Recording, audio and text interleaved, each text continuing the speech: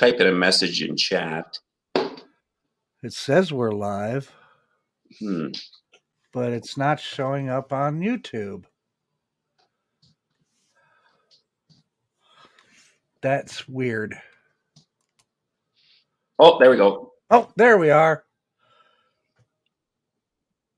Okay.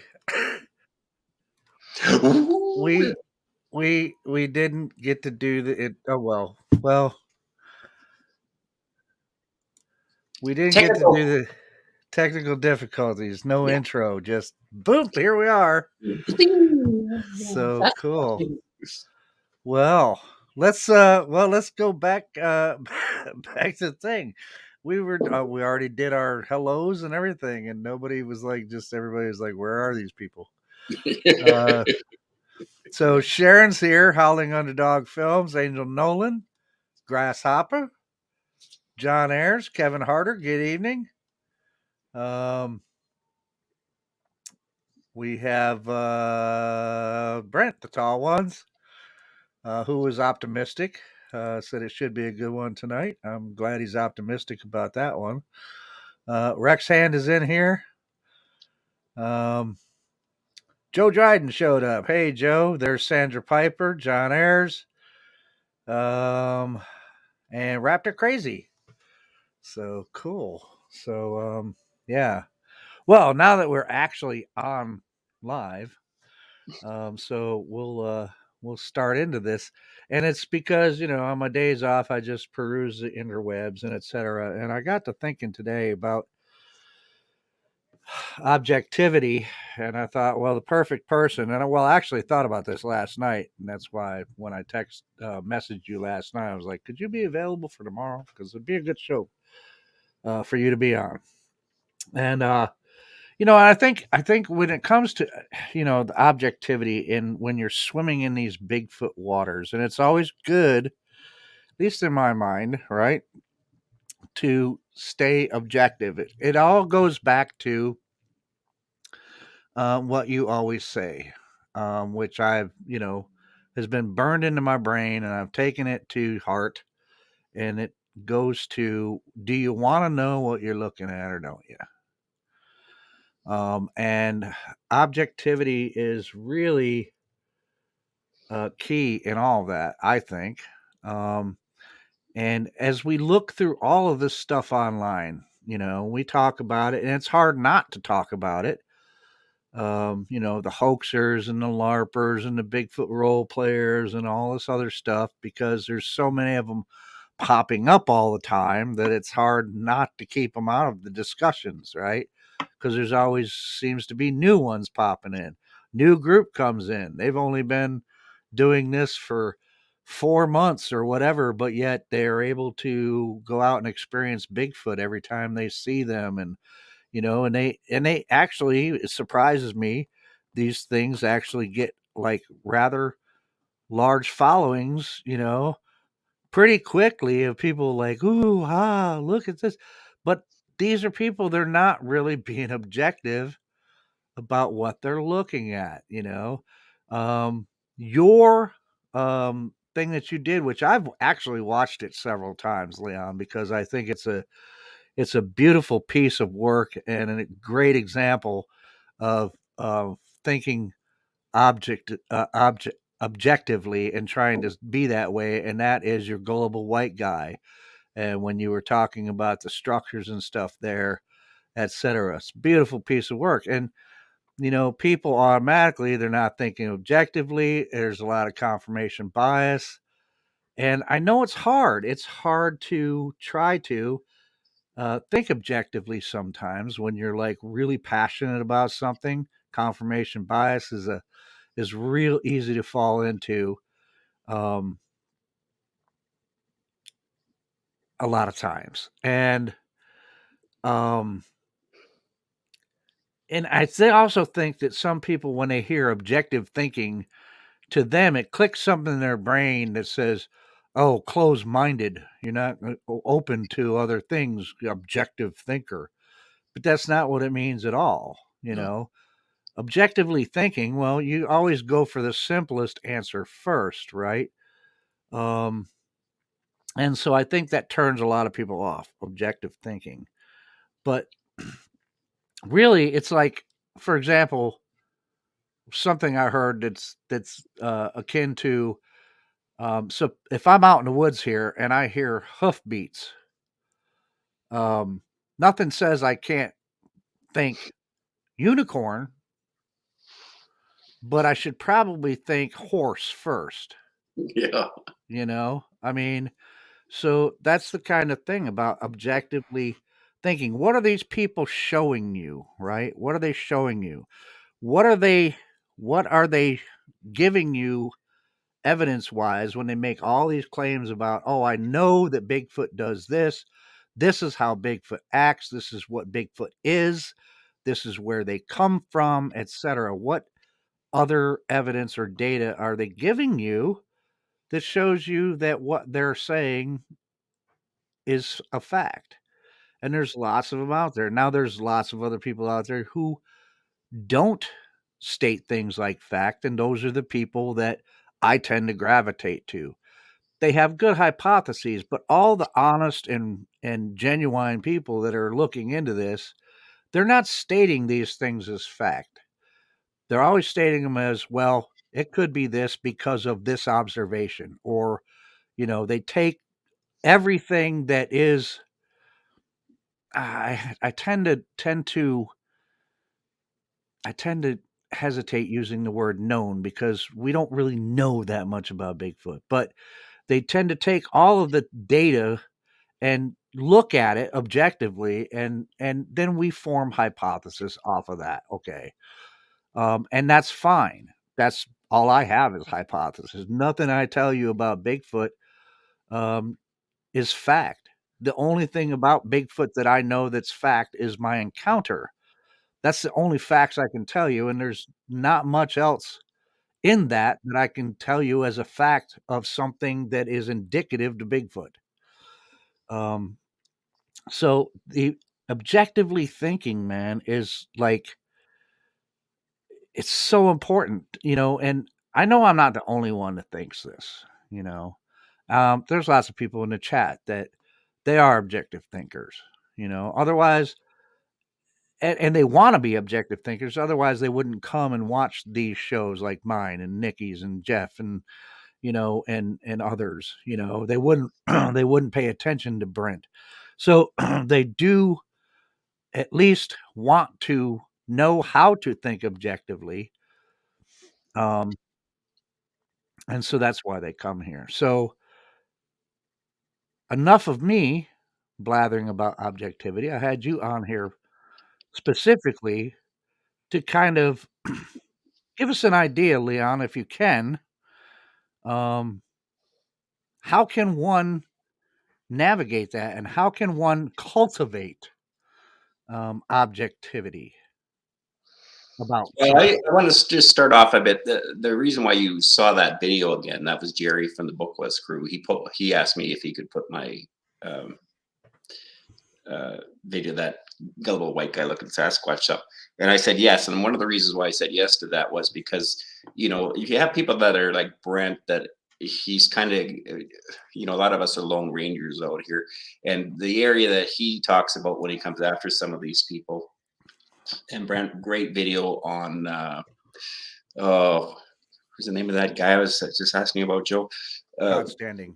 yeah, Todd Standing, because that's going around circulating, and it's like positive evidence to Sasquatch exists. And I'm just thinking, how can viewers that are online, coming online, that are new or excited about this whole thing, stay objective looking at these people? But when you have Facebook pages posting them on as if it's legit, well, they don't even vet the information. And I wanted to give, when I said yes to Jerry about posting a video again, it was after Brent had did his video on structures, because I wanted to get him to share the flack.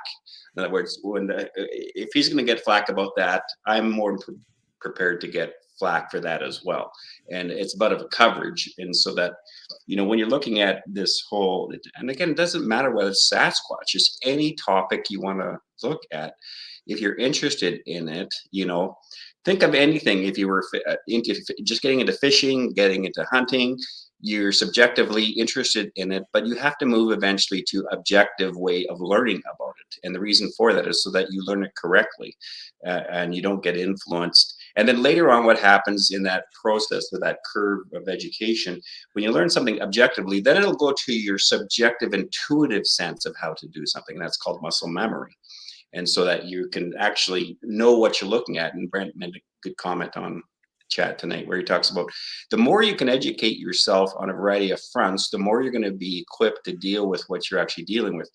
And it's objectivity started going out the window probably about in the 1980s, and that's when we stopped being rationally viewing the world in realistic terms, and we went moving towards a feeling viewing of the world, which was getting reinforced over the last couple of decades. And that's why we are in this kind of chaos we're in today, which is if I feel it to be true, therefore it must be close to being real. And that's your brain tricking you because you feel it to be true. It must mean your opinion's right. No, you can be sincere about your feelings about something, but you can also be dangerously, sincerely wrong and not know it. And that causes a lot of problems for a lot of people. And especially the younger generation that grew up with me as their parents or like-minded people, I guess. Anywhere between, if you're 50 to 60 years old right now and you had kids, a lot of the verbiage we gave the younger generation, especially, I should say down to 40, as this, you can do anything you want. Well, that's, you're telling a little kid that formulates from their perspective of a building block. If I can do anything I want, well, but the reality is not everyone gets to the opportunity to do everything that you would really love to do.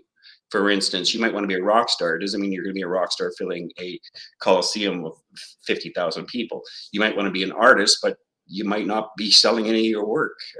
Talk to any artist about that, or not panhandler, but street performer. And so it takes the idea that if I feel it right, and again, if you ask anybody, if you're from my generation, or you guys in the chat, you'll get this one. When you're younger, they'd ask, well, what would you like to be? Well, I'd like to be a pilot. I'd like to be a policeman. I'd like to be an ambulance or a doctor. I'd like to be a nurse. I'd like whatever you wanted to be. And now if you ask the next generation, try this at home if you want. Ask the younger generation who's about 15, anywhere between 14 to 17 years old, they're going to say to you, I want to be a social influencer. Okay, so you have all these kids and I talked about one client I'm dealing with who was 15 at the time, and he was all upset, and I looked at him and said, why are you all upset? And he goes, well, I only had what was it, I think he said he only had something like under 20,000 viewers on his last post. And he was upset. And I said, well, why are you upset? You got 20,000 people watching you. And he's 15 years old. He goes, well, I should have had it. I should have had it at a 20. And he's not being objective. And see, this is the danger about subjective and objective. Objective is the ability to have a neutral life outside of whatever the topic is. So you're not enveloped by the topic. So it becomes toxic. So in other words, a lot of people, you hear us talk about how addicting it can be about Bigfoot. Well, you have a whole life besides Bigfoot, I would hope. Because if you don't have a whole life outside of Bigfoot, it's going to be really hard for you to be objective about Bigfoot. Because you're putting so many baskets, or so many, sorry, brain farting a bit today, so many hopes into one basket. And the problem with that is it just starts cascading itself in regards to your system, that you have to be right, you have to be right, you have to be right. Look at the YouTube channels that we kind of warn people about, as they're not telling us any substance, and they can't afford to tell us any substance because there's none there. And if they start being honest with themselves, which we all wish they would, which we'd be a lot more forgiving than what people would view us as thinking about us, that where was out attacking them. No, I don't think that's the case. I think in most cases we would like to see some revelation hit these other channels, that they just add the appropriate wording. I don't know if it's a Sasquatch, but don't sit there and say it's a Sasquatch, it's a Sasquatch, without the center wisdom part, which is, will you tell us how you know it's a Sasquatch? So no one wants to do that because you're locked in if you do that. gullible white guy looking for Sasquatch. I did that video because I like being real. I like being, the big fear is what happens if I'm wrong. If I can't confess I'm wrong to somebody, um, I'm not going to be a very good researcher, learner, educated, wanting to be educated, anything like that, because I got an alternative agenda, which is my identity, is whatever the thing is I'm interested in. I want to be the best of this. I want to be the best of that. The way to be the best of this, the best of that, is to be the real you that you actually are. And that's where that objectivity comes into. And I can't reinforce that enough. If your whole life is about Bigfoot, don't have any other interests other than Bigfoot, you are going to have a blind spot.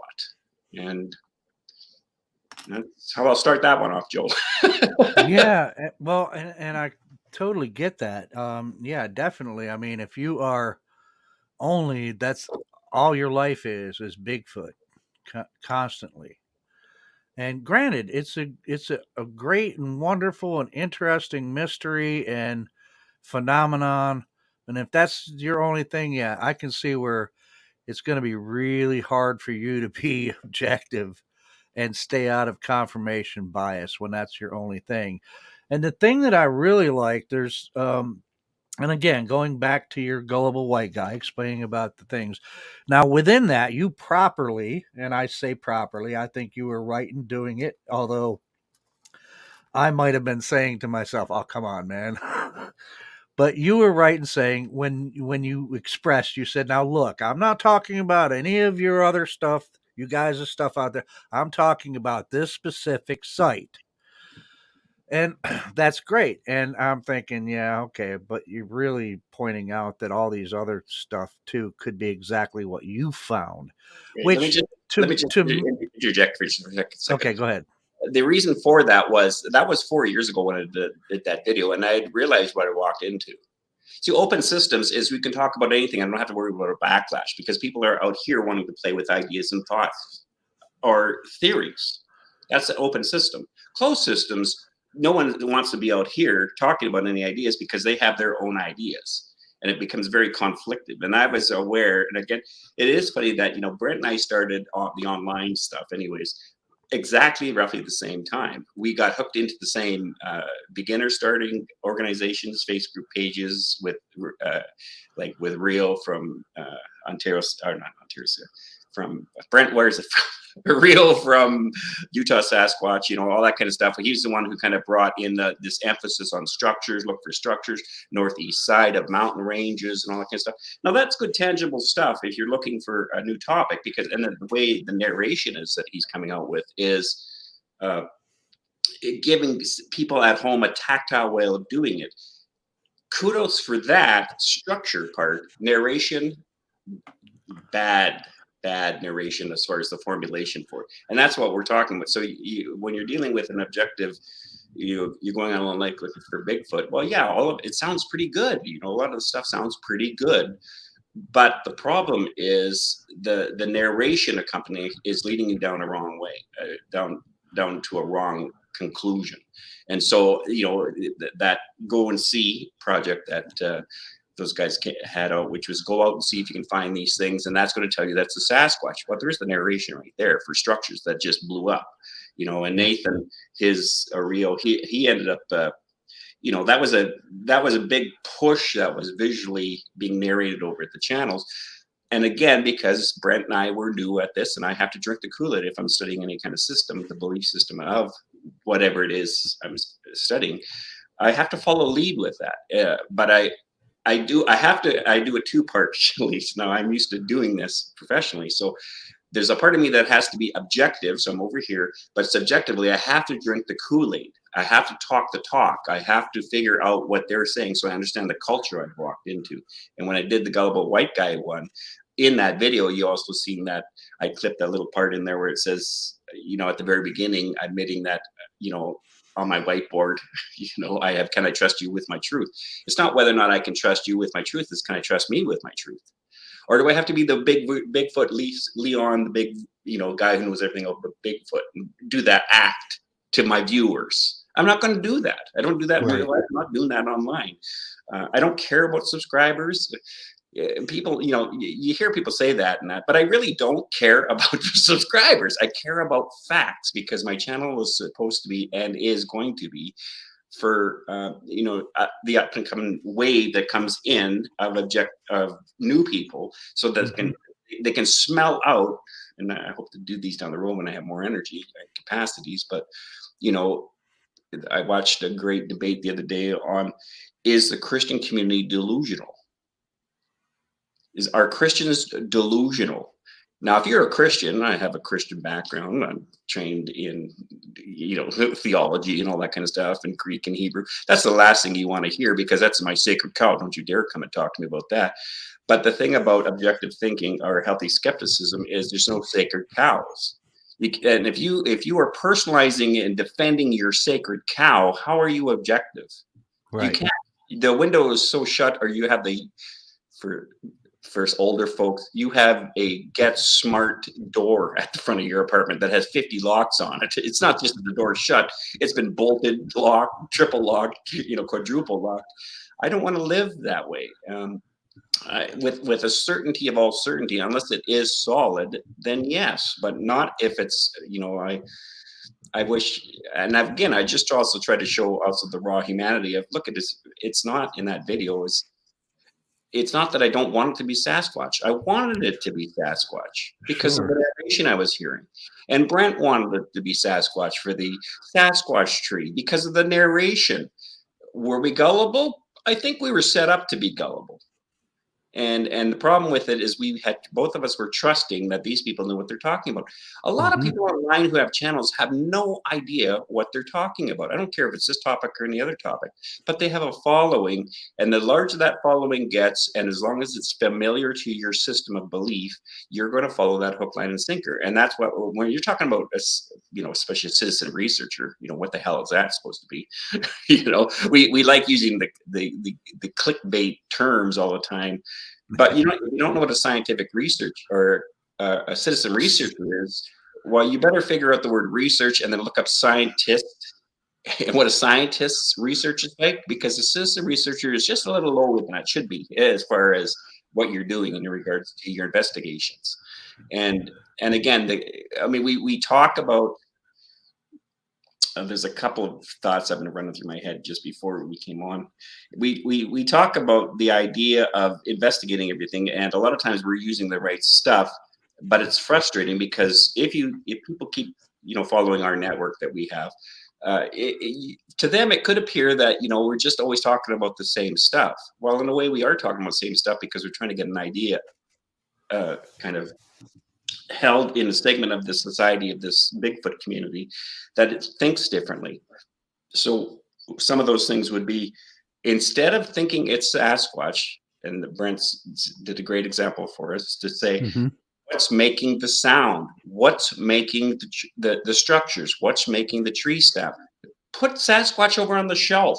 When you've gone through all the other stuff of investigating, educating yourself of what can do those kind of things, then you'll be able to say, okay, this does not make sense. Then you can reach out to us and send your stuff to us and stuff like that. But the capacity for people not to be logically capable of looking at stuff. I mean, again, how many times have we had burnt stump Sasquatches sent to us? How many times have we had double footprints and in the snow of deer, elk, moose, bear? What do you think? Oh, look, you don't need to ask us what we think. Train yourself on those areas. Look at Yeah. tracking. There's lots of great free stuff online, even though I'm harping on the negative side of online stuff. There's some good quality stuff online that you can go to.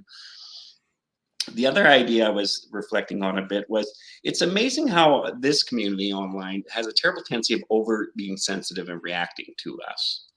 But if how many of you guys watch those videos of scammers and the guys who go after the scammers? Man, the guys who go after the scammers just base them. Not only that, they wipe out their entire computer systems.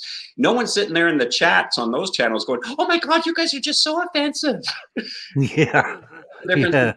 between that and what's happening online here is, those people are hurting people, taking serious money, their life savings money and stuff. There's a justification and the understanding of, when we're coming, or Brent's coming after people, online. It's not just Brent, it's other people. And Brent, you got to stop being a lone cowboy. Do some transfer pollination in regards to sites. And I know you're working on that. So that's keep doing that.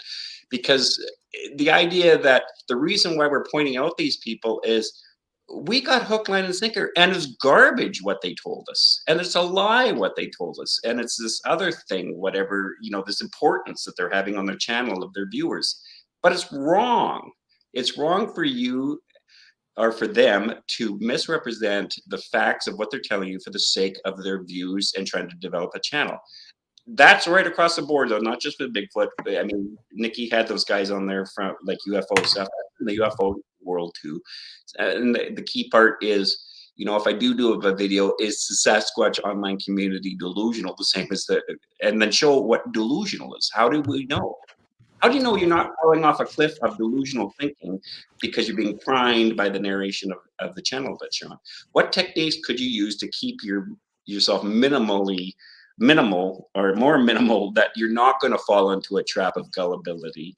And again, not everyone's wanting to even hear this kind of stuff, because it's like, I don't want to do that. I just want to believe. I just want to believe. Well, go ahead, but in the long run, you're believing nothing solid. So Right. Yeah. Which I don't know. For some of us, that kind of makes me go, wait a minute, what? Not to like push my other show, but yeah. I mean, it's like, for example, with the thing, I look at something like the video you did on structures, and look, man, I drank that Kool-Aid too. When I first got online, even after doing all this, as a hobby for all those years, not being online, when I got online and I started looking at, this stuff, and the people that are putting out all this stuff about these structures and the X's and this and that, and here I'm like, oh my God, man, I've been missing all this. I've been probably walking by all this shit for all these years, not realizing what it was. And so, going out there and seeing these things with new eyes all of a sudden, because now I have new information from, the internet and all these other people that have been searching into this that I've never been able to, talk to or get information from. And I'm looking and I'm like, oh, do I? Oh, yeah, I wanted it to be Bigfoot so bad. The first time I found, a teepee structure, I wanted that to be not just three trees that fell together naturally. Oh my God, it's a Bigfoot.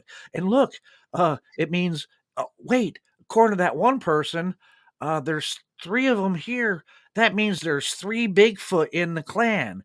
And if I come back next week and I find like more of them added to it, that just means there's more Bigfoots that are in the clan.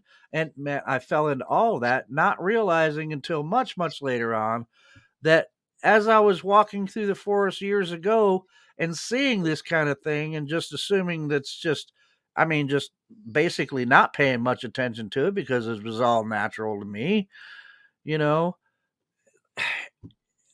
And then here comes somebody who, and this is why I push your channel as much as I can and try to get people to go watch that video, because I'm like, all these other people that are giving all this out to the people that are interested in it, not necessarily researchers, but just people that are interested in the Bigfoot, the people that watch the shows, the podcasts like this one, and whatever. They're pushing out all this. Oh, these structures are made by Bigfoot, and but what else are they giving you, right? What is it, like you said? Well, tell me how you arrived at that conclusion. Show me the rest of it. Where's the rest of the meats and potatoes? You can't just tell me that this thing was built by a Sasquatch. Why? How come? Because look, there's this other guy over here that has made a discovery of very similar stuff that you're saying is Bigfoot, and he found out, well, it's actually the indigenous people of the area. So if you've got that instance, you could say, and again, referring back to what you were saying, you were saying, I'm referring to this site that I'm talking about. Well, sure, that was that. But who's to say that, well, now all of a sudden Yeah, that's the indigenous people because that's what that guy found out. But these are Bigfoot structures. Yeah. They're Yeah, well, not indigenous listen, when people. you're trying to They're change it, not bushcrafters, right? and I'm like, When but you're trying people, to change how it, do you ignore that? well, you have to ignore it. Yeah, I mean, No, look I at mean, how do you ignore the guy that says, you know no, you what, have to. indigenous You have to. people? That's no. That I'm using a very specific strategy in that video, and the strategy is about planting a thought in their head. The same way we say over and over and over the same thing. Do you want, like you've heard me say this, and you said it today? Do you want to know what you're looking at or not? Now, the problem with me just saying that is now in your mind. You have my voice in your mind saying, do you want to know what you're looking at or not? I'm not interested in anyone who's not interested in looking for it or not. That's why I don't care if my numbers are like Brent was saying, he's lost people on his channel since that. He's not interested in that either. He's interested in the people who are wanting to know. And if we are wanting to know what we're looking at or not, then it's not that we have to be a lone ranger in that, because Brent's trying to figure out about tracks and he's learning about structures. He did that video on structures. Now he put the thing out there on Todd Standing, little LARPer kind of thing. And you need to have a whole variety of stuff in your tickle trunk.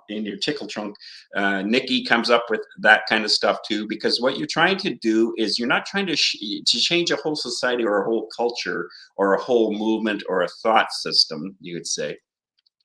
You can't just, it's like a huge ship, and you're not going to get everybody, but you're not trying to get everybody. You're just trying to get the right people who, like Steve would say from CC, Curious Cryptid, would say, they're not the audience we're looking for anyways. They're not the audience I'm looking for. You think I'm not out? I don't need, look at, if we can have 100 of us doing all the same stuff, and some of them, like Max is online there, and Matt too, it's great to see how they have been struggling and growing and learning, and they're trying to be honest and fair. And that's it's all we're asking for is some honesty and fairness in your process. The problem is there's been so many channels way ahead of us before we started our channels that aren't interested in that. They're just into the narration of it. Now they would react to me saying that, well, Leon doesn't know what he's talking about. Of course, everything I'm doing is honest and fair. Well, if it is, okay, if they're watching right now and they're freaking out to me and they're all mad at me for saying that, then on your very next video, tell us how you know it is a Sasquatch. Right. Do that, because that's what I would do. That's what everyone should be doing. I don't like Matt and Max. I get a kick of both those guys. I love Mac from a certain angle, like a certain way, but because of his style, personality. And I said to Max the other day, when we were talking to Matt, I said, Max, you should sit there in your chair and do Bigfoot stories, because he's got this kind of like, but he could narrate interesting Bigfoot stories as humor of the garbage that's out there, but he could do it and deliver it in such a way that I think it would be palatable to a lot of people and refreshing to have him go through some of these, ridiculous stories that are, they're just ridiculous, and yet people are still going to buy into them, or again, think of the flack we get in regards to the woo. And yeah, a lot of people don't understand the woo kind of thing. But the definition clinically for the woo is when you don't have an answer, you come up with what's called the woo. And the woo is a supernatural answer to what you don't know, instead of looking at trying to find out what you do know. So what are you reading there, Joe? Your eyes are just I'm glued just on watching the chat for a little Oh, bit. focus, man, focus. I am. We're talking. Let them do I their. am. We'll check in with them later. So, but I really appreciate that. I mean, honestly, the 2 years, you guys, and not just you, Joe, but everybody. Like, Mhm. to have the channels that we have now that are, I think about 18 of us channels right now that are talking like this is important. Well, a lot of us forget that we weren't here 2 years ago. You could even have these. Everyone had their own little private things. Still, there's the odd one out there where everyone's interested in their own channel and stuff, which you should still do your own thing. Matt's doing some incredible stuff that I kind of warn him a little bit about, be careful of the sacred cows that are out there if you're going to investigate them. I've mentioned numerous times, get a coyote making the sound like the Chehala sounds. We know those are from coyotes. They're not a Sasquatch, but boy, people just get, like Thomas still gets ragged on that, him and Jerry for pointing it out. We've seen it. It's not a Sasquatch, it's a coyote. Right. That's Right. it. I was not going to let that go, Right. And doesn't that amaze you that what does it say when you just will not accept the evidence that goes against your sacred belief, man? I mean, look, you found evidence, and as far as for me, that's good enough for me to go, well, look, this guy just gave an explanation of these incredible teepee looking structures that those ones that you found look exactly like other ones that I've seen that people are claiming to be Bigfoot, and we know that there are bushcrafters out there that do that. We know that there, because you, as one, at least one person who's pointed out, we know that indigenous people do it too in areas. So it just, and yet there's the evidence that, okay, this is the simple explanation for what you're finding. So if you don't think that's what it is, then show me how you arrived that this particular one here was done by Bigfoot instead of these these other causes, which are mostly what's being done. You And know, yet people are, it just doesn't, that amaze you? They're like, no, no, no, no, no, no. Bigfoot did yeah. Well, I mean, it amazes me. It doesn't amaze me as much as it worries me because it's not just in the Bigfoot community. It's capacity for people to be led down through a narration, which means that like like what is watch the Russia's propaganda news networks. Like they are just. I mean, you watch it and you listen to what these guys are saying, and they're absolutely nut jobs. Like as far as wonky, stupid thinking, and they have a whole segment of Russia's population who's they only have access to these guys, so they're just you're supposed to trust you're supposed to trust your parents, you're supposed to trust your government. Well, what if the government's giving you propaganda? How would you know that you're getting propaganda? I mentioned this before. Is how would you know if you're in the right system? What would be three questions if you can come up with three good questions to know that you're on the right side of history? Because if you're in a system that's not on the right side of history, to try to figure that out, you're going to have to go through this long process without having those questions up front for yourself to ask yourself because you're going to be taken in by the Kool-Aid and you have to go through that whole process and get discouraged. Like who wants to know, like in the Russian people, we have a whole history of, they're talking about the U.S. wanting to nuke, or even Carlton Tucker the other day. He's talking about we should invade Canada because Trudeau is making us into a communist thing. I'm thinking, what are you talking about, Tucker? Why would Canada and the U.S. go to war to throw out our elected officials? We don't say anything about your elected officials. That's not our thing. Or when we were on Jeff's show the other day, that daytime show, coffee show, and then somebody says, "Well, Leon, you got to do something with Toronto, with Trudeau and stuff." And I said, "Look at it. All countries have moronic systems politically right now. That's a scary thing because we got a lot of live crackers going on out there. Deal with your own country. We got our own shit up here. You guys got your own down there. England's got their own over there, or Yeah. sorry, Great Britain's got their own over there, and and France has got their own stuff. Germany's got their own stuff. Yeah, the wackiness is going on, and the problem is if a system, and there's nothing you can do about it. I mean, even if you're in any type of system that's a closed system, what you have to do is implant thoughts, but good thoughts. In other words, that lead people into a life of freedom and liberty in regards to their abilities. Because you need reality, and that's what that means about leading people that way. You're trying to lead them into a reality, because reality is when crisis hits you. It's going to Yeah. hit your system, and that if you don't have your own reality, and you have this magical thinking, this again faith think. I don't even say faith thinking, but it's the faith is in the strategy plan. It's a hope, right? And that kind of is supposed to get you to the next stage of what you're hoping for. But if you don't have a strategy plan, you're not going to get there. You're going to just be in your despair still. And how you look at any kind of topic in regard to, well, again, Bigfoot or anything. I mean, if you're trying to have a show or channel, um, and people should buck some of these people, Yeah. like they should, and you don't have, the stupid thing is they're going to say that you're like, Christopher Noel. By the way, Brent, great picture of Christopher next to that tree structure. I don't know if you noticed on that global white guy thing. I had a Oh, structure that looks just like that. I mean, for a guy to sit there, and I followed, because I like giving everybody, the credit of the doubt. I don't know. I don't know these people. How am I supposed to know? So I bought it, Christopher's books, and he was kind of talking, the what is it, autistic Sasquatch and all that kind of stuff. And then you right. find out down the road that this guy's this, you can't recognize the difference between a porcupine. Porcupine. Right. And so you have to come up with some, again, this woo style thinking, which is now his last show he was on. It was kind of like a Sasquatch, psychic Sasquatch, something. That's what I'm saying is, if you've got a Sasquatch right there and is climbing that tree, my goodness, I could think of a lot, especially he's so calm as he's there talking about it. Well, the reason why he's calm is because it's a porcupine. It's not 8 feet tall, It waved at him, right? Yeah, yeah, yeah. And I'm just thinking, I was telling you about, I was asked to, you guys in chat don't know this, but yesterday I got a message coming in that said, asked me if I would speak at a Sasquatch conference in a, That's cool. in a arena. Now, the reason why this is important is I've been thinking about doing a video about Christopher Noel, and I wanted to get everyone in the arena, and I won't say anything to them. I'll just post this video, and I'll say, I'll give you $100 if you can tell me, one person, or all of you, like I want them all to say it, what you see.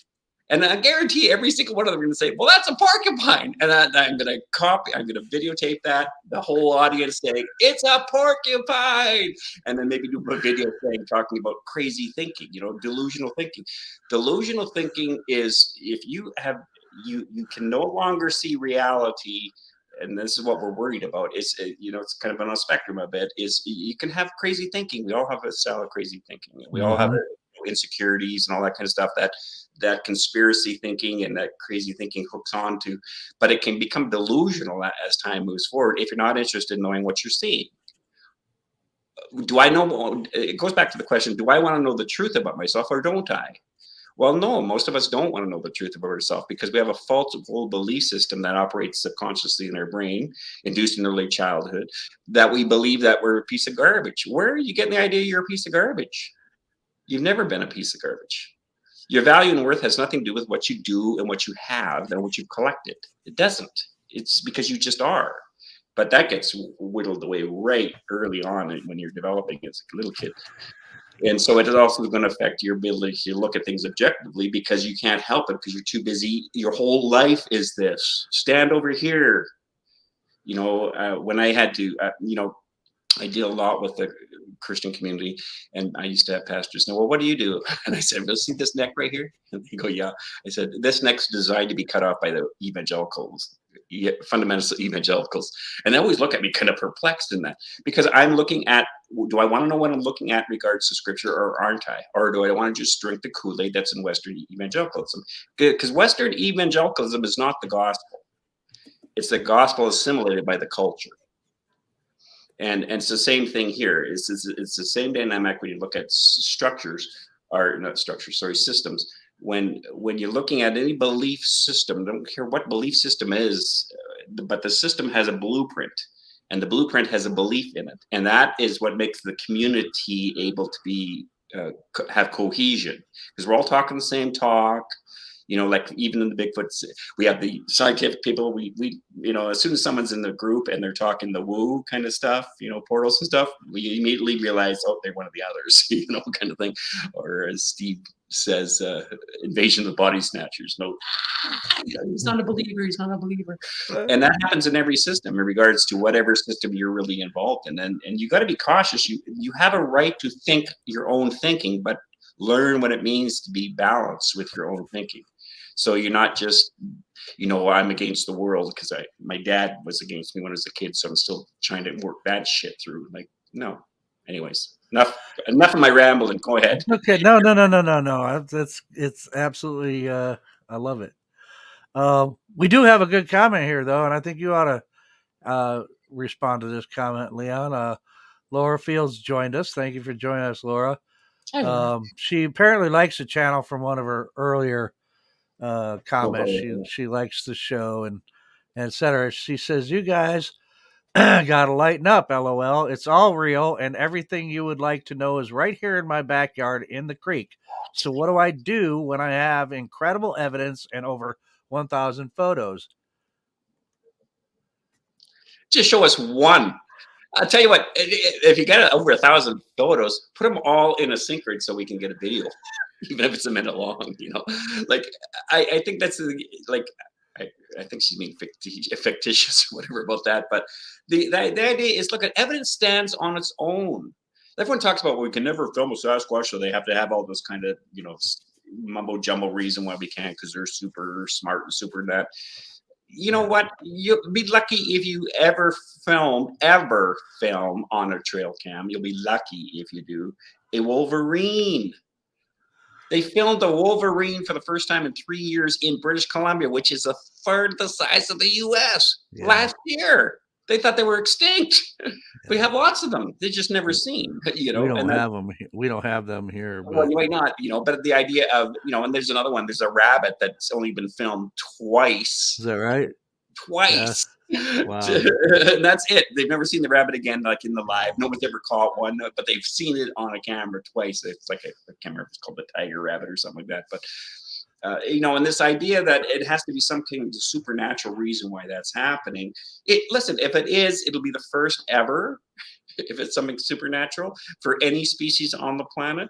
But the thing about a scientific approach is things that we didn't have answers for, we used to sacrifice virgins into volcanoes thinking there was a god in there that was all going to be mad and nasty, and then science comes along and we figure out, well, let's figure this out to find out if will the volcano still erupt if we throw a virgin in there. Yes, it's still real. Oh, okay, well, that's obviously not that. Or like the Aztecs, we better make sure we hack up 10,000 people a day to the morning god sun that comes over the horizon, because if it doesn't, somebody a few thousand years or 100 years ago figured that we have to kill people in order to keep the sun coming up. Okay, why don't we see if that actually is true or not? No, let's keep killing people, because if it's not true, or if it is true, we're all in trouble, and this is where that circular reasoning comes in the human condition. Is you're doing bad behavior thinking that it has some correlation to do with the sun rising in the morning, when it has nothing to do with that, but you're costing 10,000 people a day their life. Like, it's crazy. Well, here you go. And I want to ask a question. Laura says these photos are of many cryptids, not just Bigfoot. What I have is unheard of, and I'm serious. Okay, Well, my question is, Laura, are you ready and prepared to have, as we are talking about objectivity, somebody to look objectively at what you have? And are you ready to accept anything that goes against what you already believe? That's the thing. Yeah, and I think the key part is, look, that's a good question. What do you do when somebody comes across evidence of the unknown that doesn't make any sense to them? Well, the first thing to do is, do you have first question I have to ask is, do I personally carry a cognitive dissonance? Now, what does that mean? It means I have a belief system I'm hoping it to be true, compared to over here being objective, saying, even though that system's in my skin, I want other outside eyes on it. If the pictures and I can talk about, evidence will stand on its own. You take a picture of, like, again, those wolverines. No one went, oh, those are blurry pictures of a wolverine. You can tell they're wolverines. So if your pictures are clear enough where you can say, look, this is something strange here. And again, pictures aren't necessarily the best thing, but you have to decide for yourself, what can I do? If you can get 1,000 pictures of these things, you should be able to get videos of these things, or at least somehow figure out a way to get videos of these things. And again, you're not doing it so that, oh, you can come online and show Leon that you've got these things. You're doing it for yourself. You're doing it for yourself to figure out, doing the appropriate things as a citizen researcher, or somebody who's curious about what the hell am I looking at? What would you do to figure it out what the hell you're looking at? That's another way of looking at it. Not that it might be strange or whatever, but who cares if it's strange? How can I get this on camera? How can I figure out what this is? Talk to the right people. Don't trust everybody with your truth. Don't even trust me with your truth. Trust yourself with the process of trying to figure out what it is you're looking for, till you're pretty satisfied you got something solid enough that you could give to maybe one or two people that would be able to maybe ask you something. You might, like you said, in Canada, we find about 3 new species every year of something that no one knew existed, whether it be birds, weasels, or anything like that. Hmm. And so maybe you're seeing something that no one has. And so Right. I would, if there's something, I don't look at it as spooky or supernatural at all.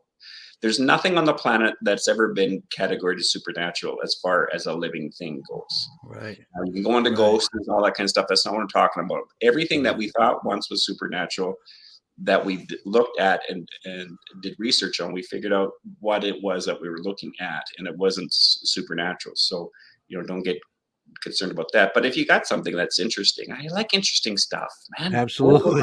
World without Absolutely. mystery, man. What boring. Because that's the thing is, and by looking at these things objectively, who knows? Some of these pictures could be a case of what you just said, Leon. Maybe it is something that's out there, some animal that's out there, or something that is so far unknown, right? So you can't just like to just automatically assume that, oh, this is something spooky. No, because the photographs themselves could contain some very interesting stuff, but it depends. Like a lot of people will, you they will, and I'm not saying anything against Laura. I think Laura's great, and I would love to see what she's talking about myself. Absolutely. But you hear a lot of this people. Oh, I have proof of this and this and this and this, and they're coming from a spot to where they already know without ever really. They're just what they believe is in there is what it is. Yeah, well, I'm looking at Matt's comment there, and Matt, we're not coming at that way at all. You have a cognitive that biasness towards that every time we bring about this, that we're trying to be, scientifically, we're just being these cutting off thing. I'm not cutting off anything. I like mystery. I've dealt with mystery for 20 years in my life. Bizarre stuff, UFO stuff, cattle mutilations, all that kind of stuff. I'm not into that because I want to debunk any of it. I'm interested in it because I'm interested in it. If Yeah. anybody has anything that is got any tangibility, the evidence, it doesn't matter what the topic is, will stand on its own. It won't make me have to, justify it to a person or to society. And if somebody has something that's unique, go for it. Just make sure you're doing your best to be sincere and honest about what you're doing. Narrate the whole thing if you can. Be fair and say, I don't know what this is, you guys. What the hell do you think this is? I mean, if I came across something like anyone that I believe has had a Bigfoot experience, that's what's coming out of their mouth. I don't know what the hell this thing is. So my eyes went up there, shocked, surprised. I don't know what this is.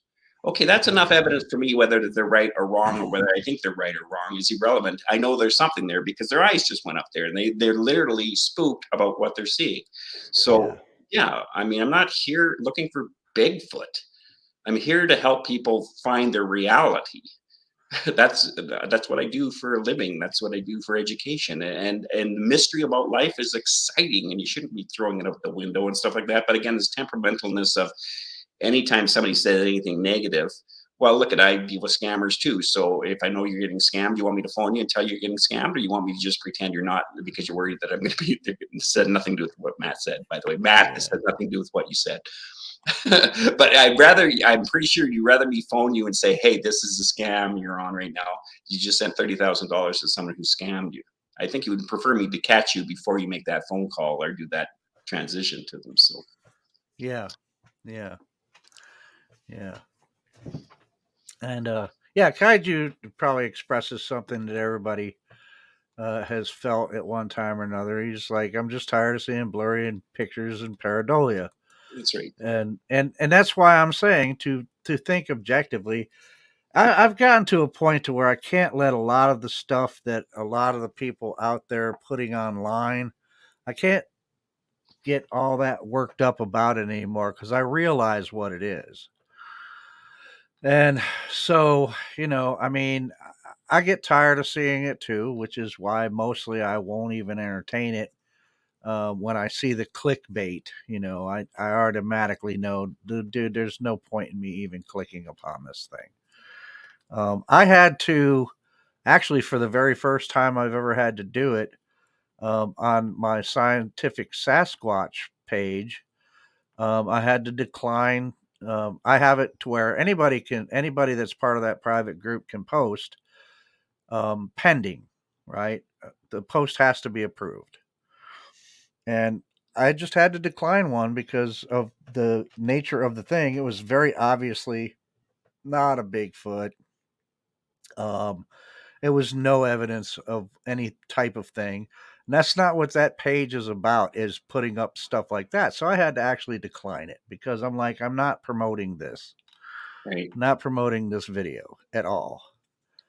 Um, Well, I think that's the thing too. Is like again, if you want to stay in a system, if it's got a delusional style to it, you won't be able to stay in the system if you operate personally out of an open system, because you can't take this barrage of, like Thomas talks about, dump trucks after dump trucks of just like, what is valid videos that are out there today? Is there any value? If everyone goes back to the Bob Gimlin, great, that's 54 years ago. And what about today? Is there stuff out there today online? I don't think there is. I haven't seen any that there is. Everything that I've seen that I once bought into and others have bought into after doing some research about it, there was a backstory that just said no, not at all, not even close. Um, and that's the same thing again with when you're doing Bigfoot, or not Bigfoot, like UFO stuff. There's a lot of stuff out there that were, this appetite to wanting more and more information. But again, vet the information out. Vetting can be viewed as a negative word, I guess, because you feel like you're disallowing or doubting somebody. Don't do it for somebody. Do it for yourself. Vet the information out. Figure out how to vet information for yourself. yeah. Don't listen to us. I would rather have a whole bunch of voices out there that know what that term is and the way that technique is, saying their own thing. That's why I like watching the younger channels who are like Wizard Andrex or however he says it. They're watching these guys wrestle with how to be fair with what they're coming across. But I can back them 100% because they're trying to be fair. They're not Mm-hmm. just deliberately just doing a parroting or narration out there that is consistent, like everyone's been drinking for the last, well, since I've been online for 7 years, probably longer. But Yeah. Yeah. What's that? Oh, what's Michael? Michael's being mean to me now. So that scientific Sasquatch group is a hoax. No, it's just me. There's no hoaxes. There's no Sasquatch on that page. There's no pictures of Sasquatch on there. Um, Nothing like that. Um, but anyway, so yeah, I mean, it's like somebody said something that um, and I was going to, Flyby Stew. Hello, Flyby Stew. He asked me if I was going to say hello. Um, yeah, and look, I'm not talking about making hypothesis or guesses about Bigfoot. That's all fine. There are a lot of people out there that can hypothesize, based on what information that we have now. For those have actually encountered them, you can make a hypothesis about things off of what you observed, right? And none of it is fact. You're just making hypotheses. And that's fine. It's when you start coming into the narratives, when you're stating stuff like fact, that, most of us, at least the ones that come and watch these shows, when you do that, we need a little more than just you saying it's a fact. We want to see how you arrived at that fact so that we can consider it a fact too, you know? And that's what the objective thinking is about. I don't need convincing that Bigfoot itself is real. But what I do need convincing of is all of the stuff that people are saying that is evidence. left behind by Bigfoot. Right. I need more than just, well, this structure was built by Bigfoot, because we know they do that. Right. And I think the thing for Well, how do you know that? well, the thing too is, listen, we're online because we want to figure this out. We're not online because we want to talk about the hoaxers. We're just outgunned by the hoaxing. And that's the thing is, Absolutely. I want to hear, like Laura's talking, she had an encounter just recently, and she's talking about Hmm. taking pictures and try to find out where they're hanging and stuff. And that's what she should do. She should Hmm. also find good people, whoever she chooses, to send a couple of her best pictures to say, what do you guys think of this? So that again, her brain, again, I harp on the brain a lot. Your brain has executive functions in it that are automatically made to produce information for you. So a lot of the settings where people say off through my peripheral, sorry, it's a brain glitch again. I've been having too many of those. Off to my right, my peripheral. It's I seen it there for a second. I'm doing like Jeff was talking about. I'm driving down the highway doing 60 miles an hour, and it's at nighttime, and I see it off and to my right in a second. And I knew it was something different and strange. Okay, so as soon as you went to anything visual, some of Sasquatch or anything, and it's seen something different on your peripheral, remember, this is 20/20 vision, the width of your thumb. That's it. Everything you're seeing behind me right now, if you're viewing me right now, which you've heard me say 100 times, is your brain is reproducing this. Now, if all of a sudden a cat comes over, then the brain goes to your frontal cortex and it says, hey, there's something different about this picture that Leon's doing, because that's what the executive functions do. I mean, your brain, it's not the right wording I was going to say. Your brain likes to not use up too much energy. And so it has these executive functions that do things for you. For instance, you don't have to think about breathing or seeing or hearing me right now. Your brain, that's all executive function stuff. The problem is, how many times I send a post, video out on my main page on that song from the Lion King, and it's going, nobody knows what the words are for this, so the guy made up the words. I don't know what I'm going to be saying. Oh yeah, we're all predators and these lions are going to eat us, but your ears will hear. Think of a song that you sang for most of your life, and then someone says to you, that's not the words for that song. I've done that a few times, and it's like, it's not. No, but your brain will fill in what it sounds like. And this is the same thing with, sorry if any ghost researchers out there with these, little ghost meters where they're saying this and they're saying that. Yeah, your brain, you have auditory hallucinational executive functions in your brain that try to produce a sound that's familiar to you. And Hmm. so, depending on what your tradition is that you carried in your history banks, it's going to go to a sound that's in those files that you have in your executive function. So there's a lot of things that we need assistance with, and that's what we're talking about. We're not here harping on people. We're just talking about providing soil, we're the custodian of the other person's solitude, the truth about where they're at. Truth where you're at isn't necessarily you're right with your perception, and that's why you need community, healthy community that have your best interest, that will try to be fair with you and tell you what they think, and then you have to decide what you're going to do about that. And I have to do that. I mean, if I came across fairly solid, good video stuff, I would send it to you, Joe, and Cece, and JC, and Brent, and Thomas, and the Bukwa boys, and I would get data. Would it hurt me if I'm wrong? Well, I'll tell you, it'd be a lot better than doing it like I said, and put it online with a narration on it than finding out Right. wrong. I would rather do it Right. in a systematic way that helps me move forward with, okay, that says, well, what about this picture, say, or this video? Leon, there's something there. I don't know what it is, but that I go by that video more, or that picture more, than I would, the original one you showed me or whatever like that. And like I said, I've seen pictures that no one's have seen before, that are clear pictures of a Sasquatch in my mind.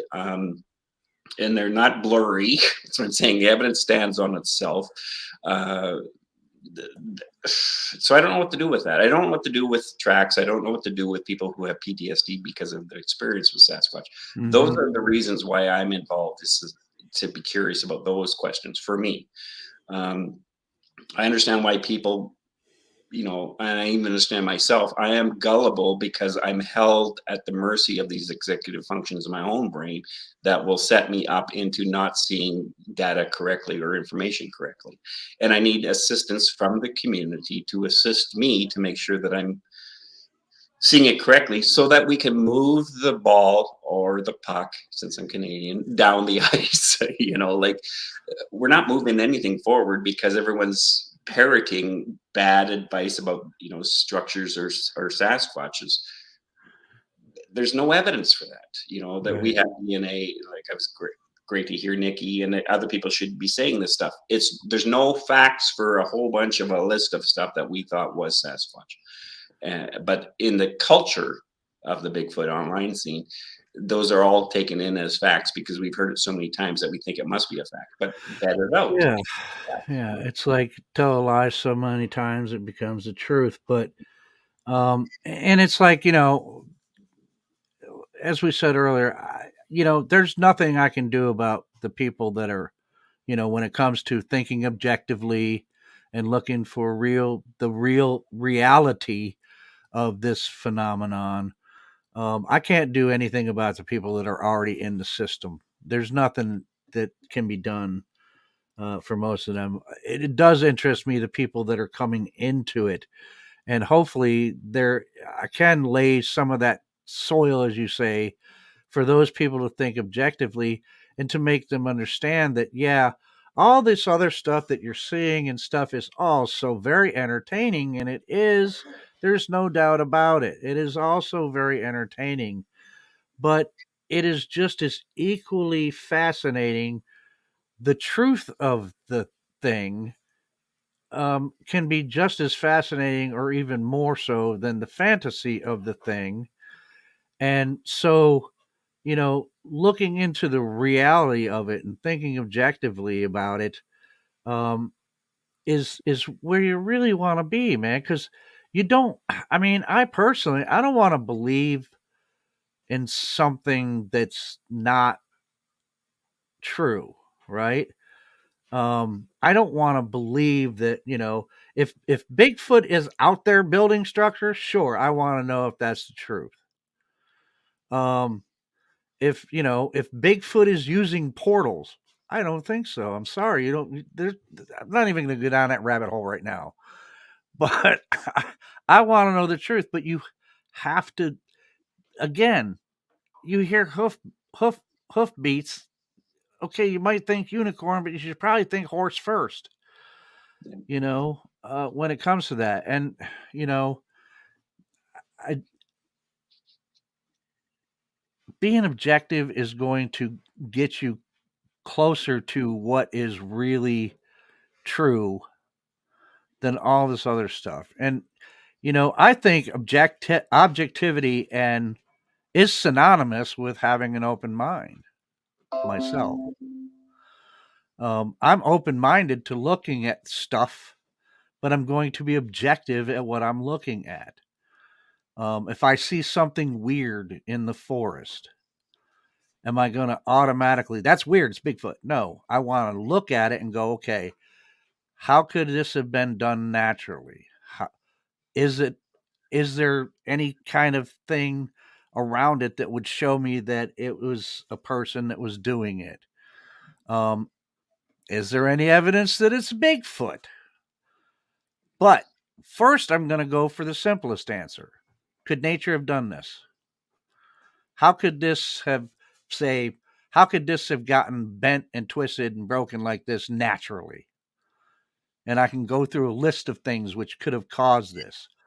Well, does everything point towards that? Well, if it does, then pretty much showed, okay, then I'm not looking at something that Bigfoot did. Right. Well, there's a Yeah. good analogy there. So a lot of people they'll find trees that are really messed around. In other words, they're really twisted. And the problem is they're looking at the twist, and that's the wrong place to be looking at. Because if something's twisting it, it has to twist it either below it or above it. That's what makes it twist. You don't twist right at the location where the twist is. So what you should be seeing is some type of scraping along the bark or a handprint that's been twisting that cleared the bark off and stuff like that. And again, that's the thing is when it comes into people looking at stuff, it's not that people aren't intelligent. I'll tell you what the spoon feeding with the Kool-Aid narration that's online is. It primes your thinking whether you like it or not. Yeah. You know, I say things that it's funny because I've said things to you guys on these channels for 2 years, and I noticed that you pick up what I've said, but you're using them in your own word, or you're using my words, not knowing I put that into your head 2 years ago, and I'm happy about it. It's not like, oh my God, they're saying stuff that I said to them, and they're not giving me credit, you know, because some people can be temperamental. I'm thinking, right on, do it because you Yeah. own it now. You know, you're not. I'm not. You know, I'm not here to be anyone's guru, as I mentioned when I'm teaching courses and stuff. I'm not here to be your freaking guru. You Right. figure it out so you know the answer, so you can impress your friends, and you can become an educator that way. And the problem with people who don't want to be educated is they'll always buck you in any system because Yeah. the status quo is a threat to, like, even again in the Christian faith, street theology is far from what actual academic theology is like. When you look at the scripture, you have a lot of street theology that's out there that society has picked up, you know, like uh, uh, what's that one phrase that everyone says? Cleanliness is next to godliness. You know, a lot of people think that that's in the Bible. It's not in the Bible anywhere. You know, or do unto others as they'd have done unto you. It's like that's from a rabbit. That's from Bambi. You know, like, oh, that's spiritual. No, you know, in certain segments of society or systems in society, cultural systems in society, there's a lot of stuff that, you know, we're not even talking evidence, just narration that's out there that people just buy as being legit, but it's not legit. And the idea of, you know, worried about getting my, you know, my next design to be chopped off by evangelicalism is because evangelicalism, Western evangelicalism, most people don't have any concept of how the Bible was put together. They just think it showed up one day on their coffee table, you know. And if you read the Da Vinci Code and you think that was put together by the what was it, the brain farts again. Uh, the community of Nicaea or whatever it is. I can't remember that. I think that's quite the right phrasing for it, but it's not. That's not. And how do we know it wasn't? Well, because we have the actual logs from the meetings. They never even talked about that stuff. Yeah. They're talking about other stuff. But if you read the Da Vinci Code, boy, you'll believe that. Well, because it sounds like that's how it was made in the Da Vinci Code. That's your narration, you know. And the shift that's happening in our culture, which isn't helping out at all either, is when we were younger, we realized that TV it was a caricature of life. But now TV is more as a model to the brain, because the brain does have a hard time deciphering data as being an example of life is. Yeah. And a good way of looking at that is reality TV when that first came out. Reality It TV. was reality, you know. It's kind of like fake news now, you know, like Yeah. our alternative. Well, that's alternative facts. What do you mean alternative facts? The facts are a solid Yeah. thing. Facts are facts. There's no such thing as alternative Yeah, facts. well, only if you're pushing it. But you're hearing people using those phrases and those definitions to, again, stay safe in their little hamster huddle instead of look at spooky stuff. You're not going to be able to look at spooky stuff objectively, and if you're seeing something that's unknown, you're going to have a hard time doing that because we all have a cognitive bias, all of us. Mm-hmm. I have a cognitive bias. The idea is to always be over here objectively to figure out if I'm being truthful with what I think. And when I reach the capacity of not knowing, then reaching out to other people who do know more than I do. That's about being educated, not worried about looking like a moron or an idiot, which I have been in my life. You know, all of us have. It just amazes me that everyone's worried about looking stupid. We've Yeah. all Well, been I look stupid. stupid all the time, man. You know what I mean? Well, that's the thing Get is what's used to it. with you, Joe, is that, you know, I've never once ever thought you being deceptive, ever. Everyone meets the same Joe online, and I've met I don't. every time I've seen on every other show and everything, and that's what's the key important part is these other people who are split internally with their own sense of self. They come across as these double characters, and I don't want to be a double character. I came into this Yeah, world I Leon. don't That's either. why I'm going to try that one on, instead of most of my life being the act of a Leon, which is trying to please everybody and don't look stupid, don't look embarrassed. But everything we've all learned in our life, we were wrong. That's how we learned it to be right for Yeah, ourselves, right? And yeah, so, and that whole right or wrong, good or bad, you can't live in that zone. I mean, you will. Those are supposed to be tools for us to not become gullible if you learn correctly and you yep, understand correctly, and you understand that there are scammers and there are people who are hoaxers and there are people that do not have your best interest, and they'll be more than happy to take you down a thing for their own self-interest instead of what the topic actually is. That's that yeah, Parkinson's law of yeah. triviality. The topic is Sasquatch. The triviality part is the narration that's fit onto Sasquatch, which has not been vetted. So anyone's following this data or these ideas out here, this direction, you're not going to fall. You're already off track because none of it's been, you can keep thinking that the Chehalis Downs are Sasquatch, but you're wrong. Right, they're coyotes. Yeah, if I'm wrong, I want to be wrong, so I don't waste time thinking, Yeah, "Oh, that's a Sasquatch." And I'm out with 30 people. They're like, "What the hell does that sound?" They're all freaking out. And you're going, "It's a coyote." "Well, it doesn't sound like a coyote. It's a coyote." "How do you know it's a coyote?" "Because I've seen a coyote make that sound." So yeah, don't waste your supper. Don't lose your sleep tonight. Just go to sleep. It's a coyote.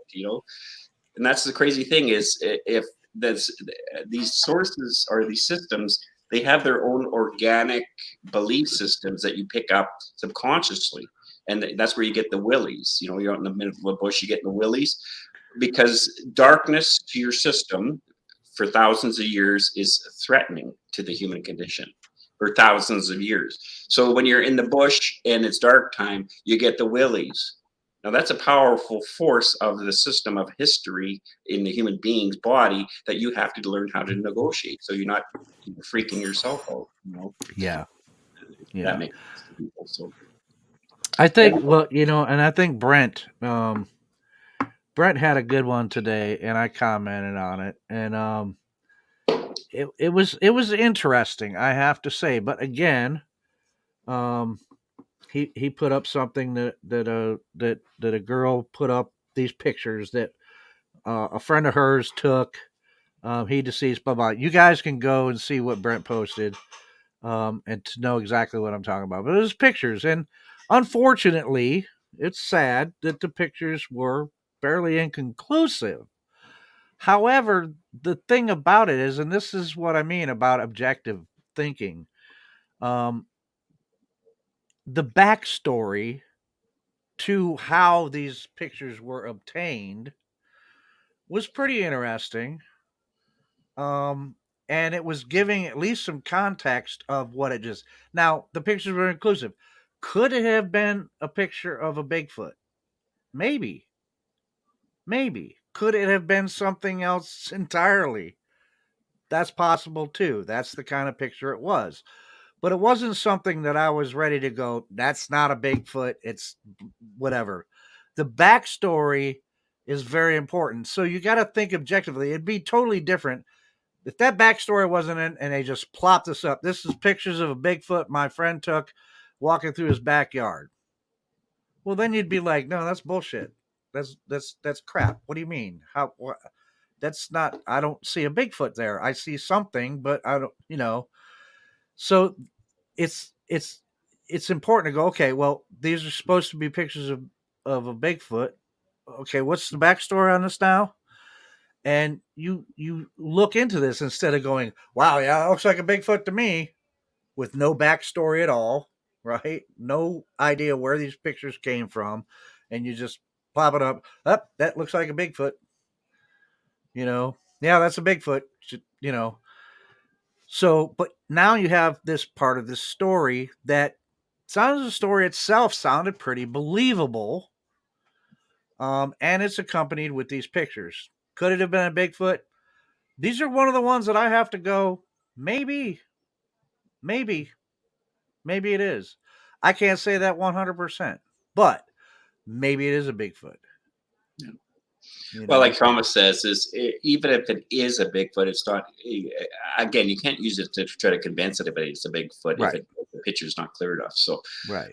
um, like I said, I have had, and I'm saying a very limited amount of photos that I've seen directly, personally, not over line, but actually there talking with the person, where it looks pretty. It looks like it's pretty good stuff. So. Uh, and I think the thing that makes you want to, like I've mentioned before too, is that if everyone would start doing what we're talking about, which is just fess up. Like every time we show videos and they show us their videos, like on Nikki's channel there, show me what you got. And if everybody could get over this hump of stop being temperamental about what the suggestion is and just listen to the people who are trying to help them instead of interpreting it as they're attacking them, and we can get that force of that, if that imprint into the online scene, that's going to cause a real problem for the other channels that are just BSing people, because we want to know what we're looking at. We Yeah, all want to know what we're looking at. I'm not sitting here saying, and people have a right to go, and this is the other thing, we have no patience for people growing. That's why it's so stellar to see what Matt and Max have been doing. To me, it's not that they're finding Sasquatch stuff. It's about their capacities to be fair about what they're doing. That is so refreshing online, and being yeah, as brutally honest as they can with what they're saying. They might come up with terminology that I'm not used to, and people would say, oh, well, they're this and that. I don't care about any of that. I'm just looking for people who are sincere and honest about the process. And the idea that everyone's going to be perfect out here, we don't even know what the hell we're even doing. So why are we yeah, attacking people? Like, yeah, I'm not attacking anybody, but I'm also looking for a pool of resource people. And I think most of us are this way, where we want to find out something that is solid about something. I use my skills to try to help define that kind of stuff.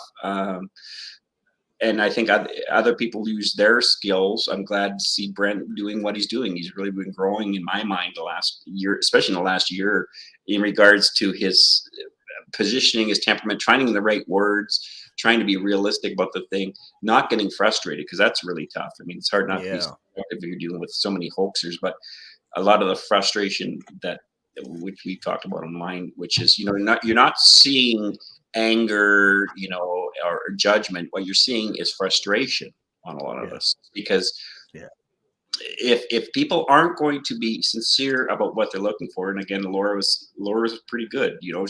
She doesn't know, she's going to check into that, she's going to find herself a better camera, all that kind of stuff. This is what you got to do. uh, exactly. it's Yeah, if you got, look at, when we talk about dump trucks, the problem with getting dump trucks and dump trucks is you still have to go through all the dump trucks, because there might be one jewel of really good stuff in there, right. and you can't just throw it all out, because there might be some moron, sorry, I wouldn't say one more, some 14-year-old kid that drinks Slurpees and stays on computer games, that happens to go to the bush one day, and he posts, "What? Do you know what this is?" Yeah, And yeah, it's the jewel we've all been waiting for. A skull, right, like the right. gorilla head, or a bone of a Sasquatch. And the problem with that is it's hard not to become cynical and tainted.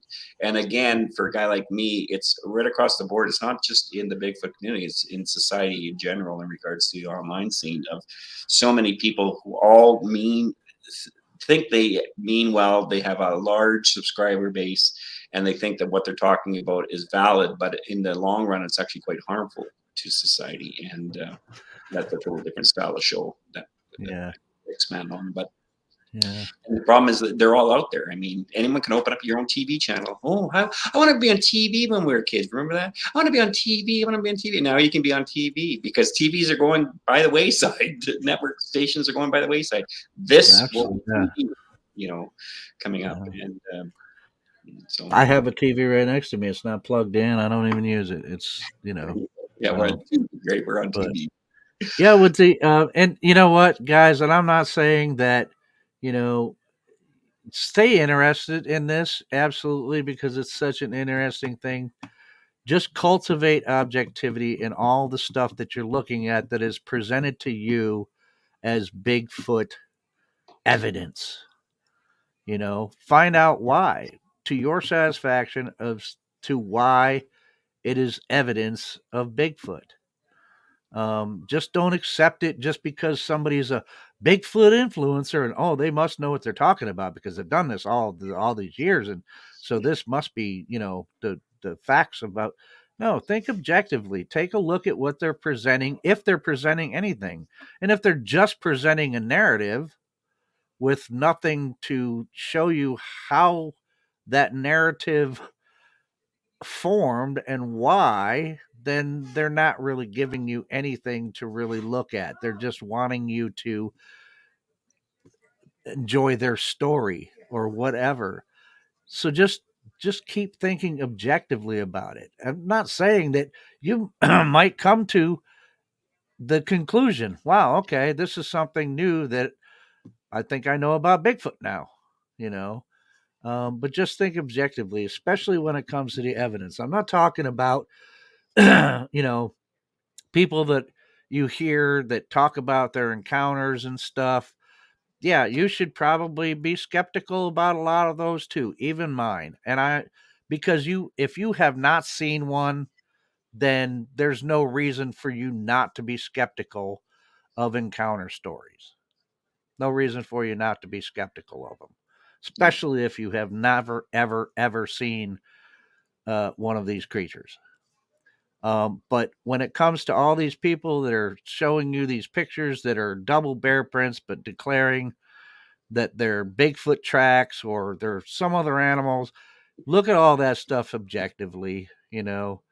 Um, don't just be running out. Hey, this is the best Bigfoot tracks of 2020, or things of that nature. Yeah. Just think objectively about it.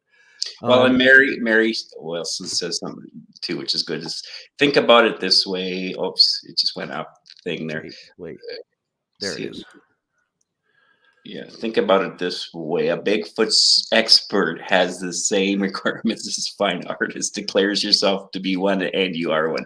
There Yes, you go. exactly. This is There you go. the root of that is again is this identity issue that we have with ourselves.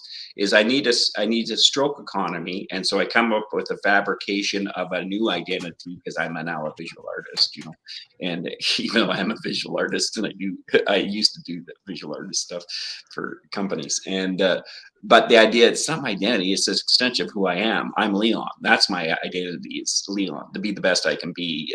And trust me, like most of you would admit too, is to be the best I can be is mean that I'm a super guy. It means that I'm a moron. That's what it means. How can you be brilliant and absolute moron? Well, that's a human condition. But I didn't think that was allowed, that you can be both those things. In most cases, most of us are. We have been Yeah. morons in our life, the same way we've Yeah. been cowards and heroes, Yeah. and that's what a human being is. It's got nothing to do with, I need people, you need people, Brand, Nikki, all of us need people who are out doing their damnedest and sincere so that we can watch your channels and we can find out what you're finding out. And regards to the evidence, people are saying, well, one person's evidence is maybe another person's evidence, solid kind of stuff. Evidence is evidence. Mm-hmm. So if it's good, it might take them a while to figure out how to look for evidence, and that's why the baloney detection kit, Merton's norms, these methods are methods that you should use because they help you stay, and they're not very long, kind of, oh, I gotta remember all this shit. They're like 6 points maybe, or 10 points depending on what they are, but you go through those systematically. Mine are 4, and you go through them systematically to find out whether or not what you're seeing is what you think you're actually seeing. Then you can show that to other people, and then you learn how to see good evidence. It's not a thing of knowing good evidence or attacking other people, but if you're going to be an investigator, inspector, researcher, whatever term you want to use on what you're doing, is you better know what those things are for you and not be, offended. And again, with your cognitive dissonance, project onto other people are just, well, Leon doesn't want to listen to what I'm saying. He just believes what he wants to believe. I want to believe what's real.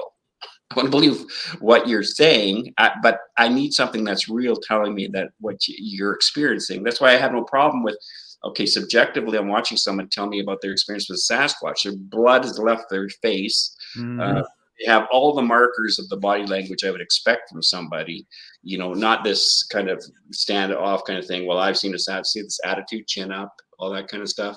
I know what I'm talking about, that kind of thing. I don't know. It's just, I'm looking for somebody who's scared the shit out of themselves, or an event has scared the shit out of them. Does it tell me that they actually saw Sasquatch? No, but it gives me a more Snoopy kind of scent in my mind to keep probing them, to help them figure out what they did see.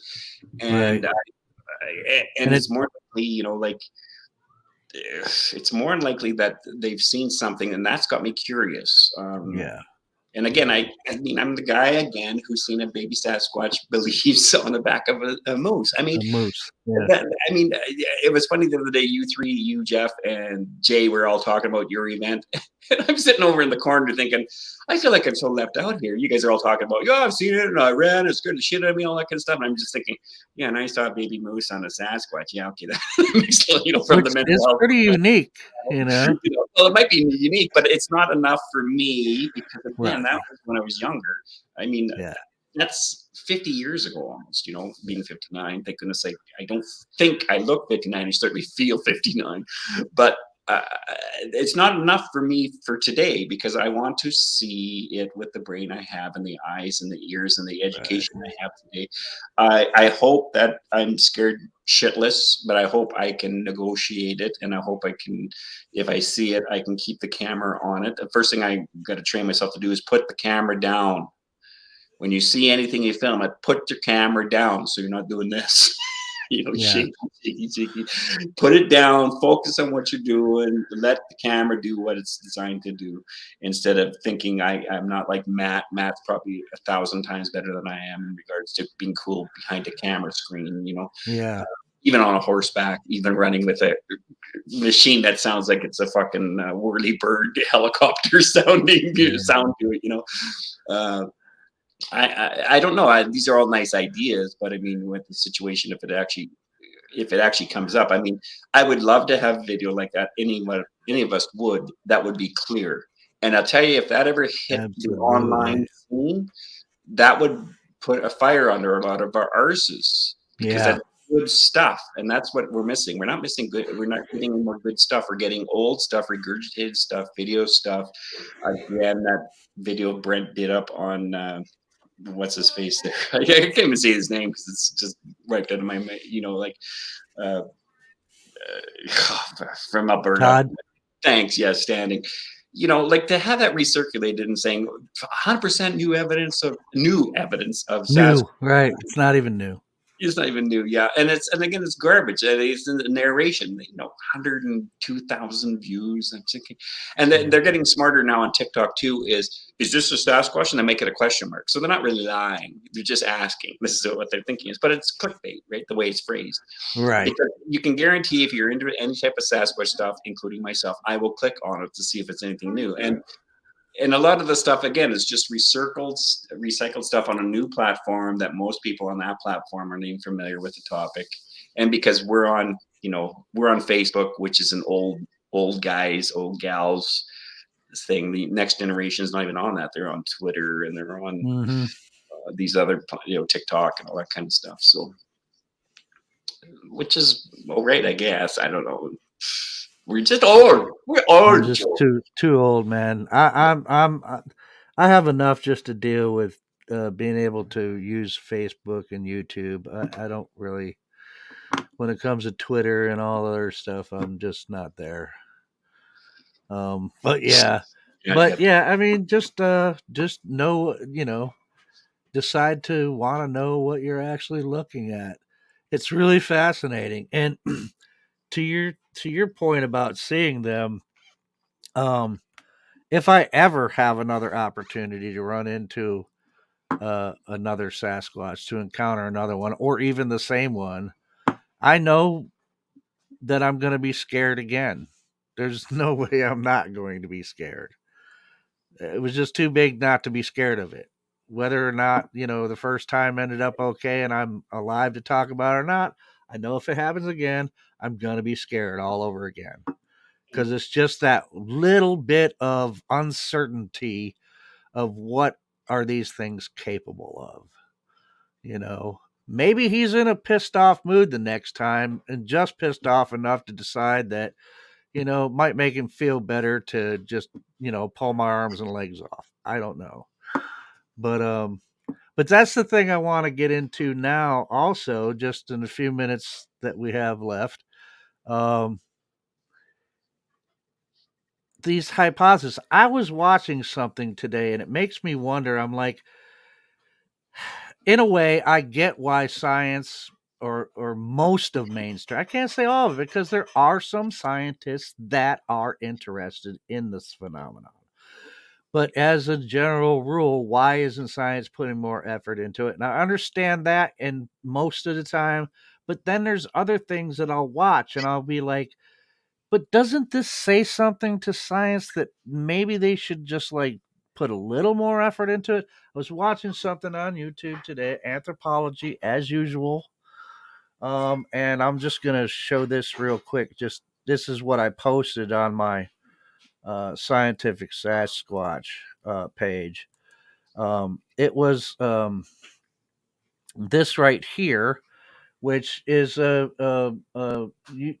video on there, and it's a scientific discovery in Africa changes human evolutionary theory. Very, very, very interesting. Very interesting video. If you're into anthropology, I know maybe not everybody in the chat is into it, but I've always found the evolution of primates and particularly human beings, of course, Homo sapiens, to be particularly interesting. And I do, of course, think that somewhere along the way, given what I've seen, it's going to play a huge role in this whole Sasquatch thing. Uh, Especially since there has to be some place in this tree where this species fits.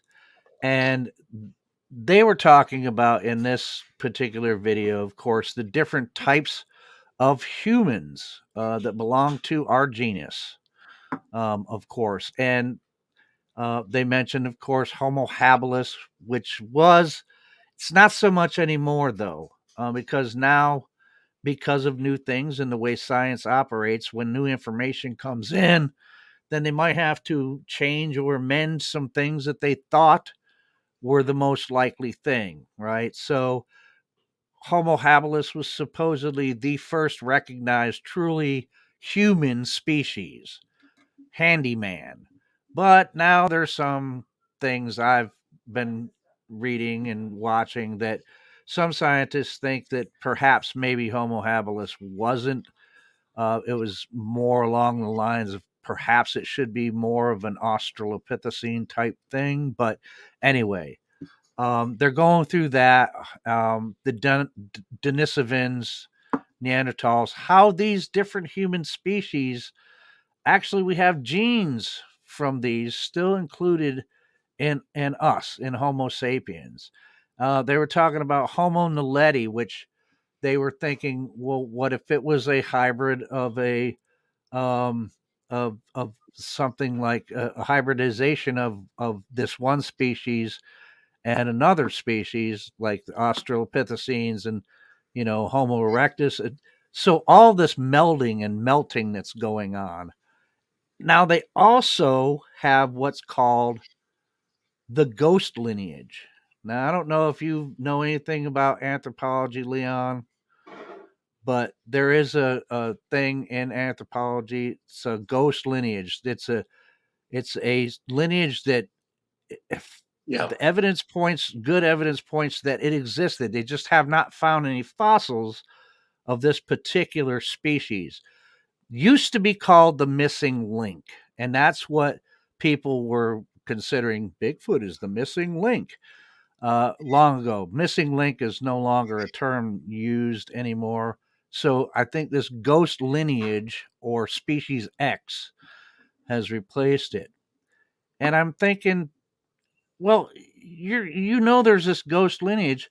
What are the chances? What's the question? My question on this was, where does Bigfoot fit into that big tree that they were talking about in that video? Um, with the myriad number of hominins in the tree, and could Bigfoot be maybe the ghost lineage that they're talking about that they haven't found any fossils of yet, or the AKA this species X, right? Because from what I saw, I mean, to me, hypothesizing that um, makes sense. Now, I don't know if that's correct or not, um, but it's something that's interesting to think of, especially since I'm going on observation. I can only see what I saw and try to draw comparisons to it in the record in the evolutionary record of primates. Where does this thing fit in?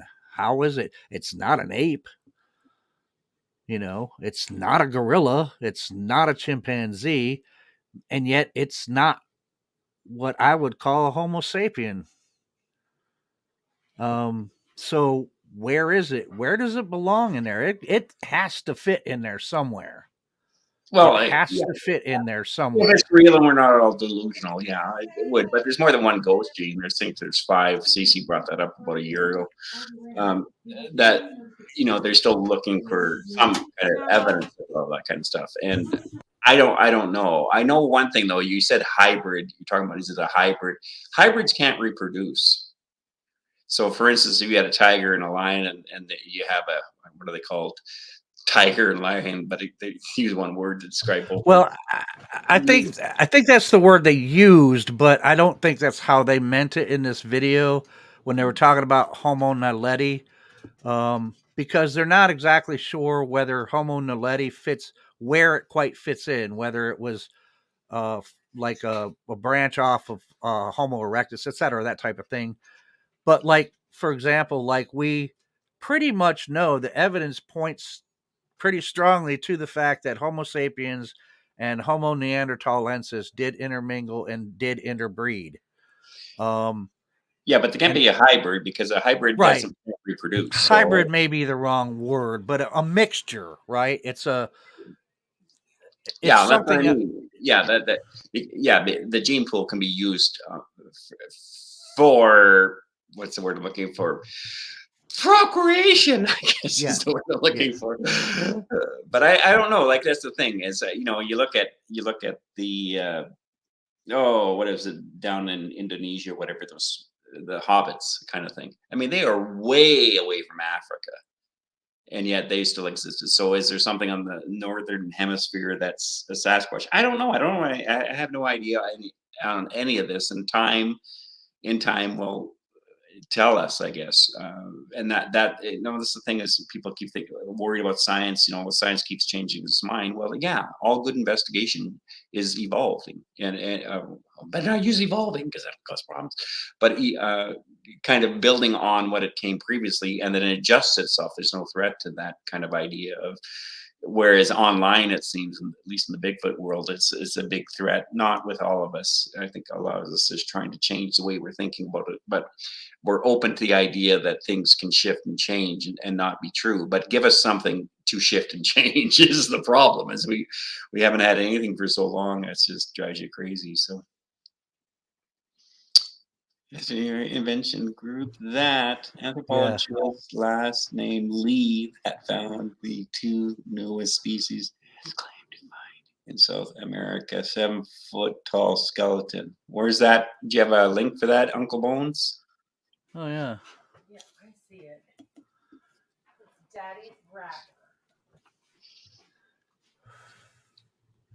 yeah. But I don't know. These are the things that, I mean, because I'm so interested. These are the things that I watch the stuff and I think, well, somewhere along the line, and of course, I'm looking at it from a purely zoological perspective. You know, it looks like a primate, hominin, walks on 2 feet. Um, it's got to belong somewhere in the evolution of primates. That Yeah, includes you would us. think. You would think. Yeah, yeah, for sure. So how do you test that stuff though, right? I mean, you got to be able to test a hypothesis. Well, you got to You wait. know, You got to and wait for more information too. That's the thing. right, Or research. absolutely. And Because you should be able to make predictions if it's a good hypothesis, and then those predictions ideally will, if they come to fruition, then you can not throw out your hypothesis. However, if they aren't met, then you have to form a new hypothesis. Then it's no good. Well, I think But the explosion in genetics research is not just going to be in regards, like just the idea of the genetics. Eventually, will be able to look at genes and find out it's more likely it evolved like this because of the yeah, gene, the missing genes or the yeah, ghost genes that are inside of it. And that's going to take, it might be 10, 20 years down the road. But I mean, everything is multiplying itself technologically at least 100% every 18 months. So, yeah. um, yeah, that's interesting. I wanted to just say one thing to, I wanted to say one thing to Howler. I don't think most of these guys know who Mr. Jessup is in regards to Finnegan. Being Americans, they don't know that Canadian show when we were growing up. But I think you're Sounds right. like I think I'm like Finnegan. Finnegan doesn't talk though. Finnegan and Mr. Dressup. Yeah, I'm not aware of that. Yeah, it's a kids show. It was quite a great educational show for us. A lot of us Canadians when we're growing up. That Mister and the Friendly Giant too.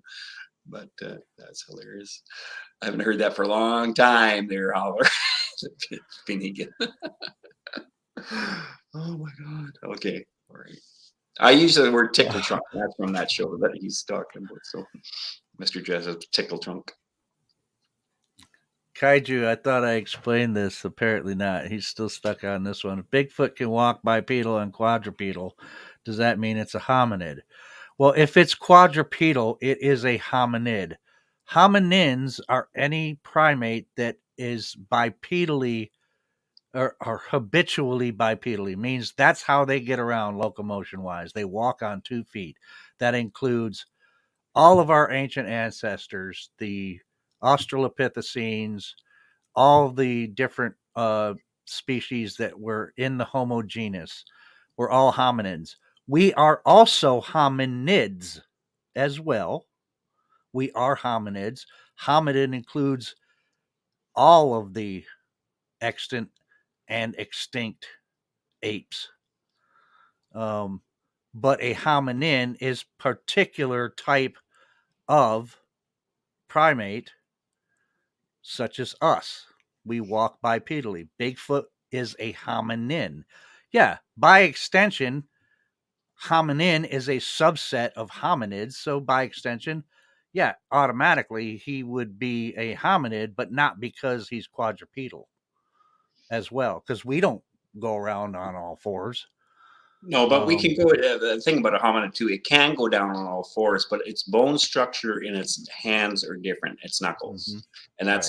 that's the key part you want to look at there. It's not just that because I mean, how many times when we were kids we were playing guns, and cops and robbers or military games, and you're on your hands, and you've heard that with Sasquatch too, the Yeah, spider crawl or whatever like that. So yeah, maybe something in there.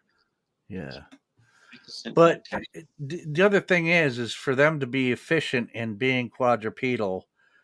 I mean, look at the way a gorilla is built. Now, gorillas can walk bipedally, and they do it quite often, but not for very long distances. They're primarily knuckle walkers. They walk quadrupedally.